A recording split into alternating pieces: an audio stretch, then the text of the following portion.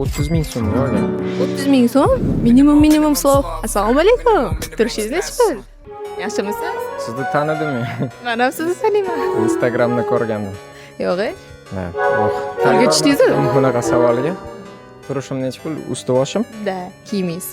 Ha, tak. Nimani aytib berasiz? Rubashkangizdan boshlab bir boshdan hisoblayvering. Ham second hand 30 ming so'mga olgan. 30 ming so'm? 30 ming so'm. Voy, nima bunaqa arzon? Futbolkam sovg'a. O, Yamaji. O'zbekdan Yamaji degan sovg'a. Ha. Tsepim $100 olganman. Kumushmi? Katta pul olganimda $100 o'zimga balovat qilib o'zimga $100 olganman. Shimishcha. Shunaqa shimim, buni adashmasam Bershkadan oldim. 30 yoki $40. Dollar. Oyoq kiyimishcha.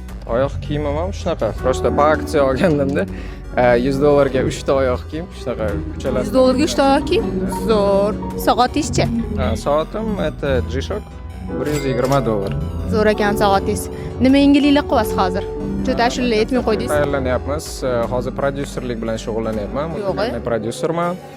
Katta artistlarga muzikalar qilaman. Nafaqat O'zbekistonda, balkim chet elda ham shunaqa ko'proq prodyuserlik kostyumini kiyib ko'ryapman o'zimga. Menga yoqyapti poka shunaqa. Lekin ashulangizni hali ham eshitamiz. Zo'r chiqqan. Endi yangi yilga albom chiqarmoqchiman. Hozircha shunaqa konsertlar bilan shug'ullanyapman. Bo'ldi, tushunarli. Demak, Yamajini turishlari общий nechpul o'rtoqlik hisoblaymiz, kommentariyada qoldiramiz. Keyingi ishtirokchi aynan siz bo'lishingiz mumkin.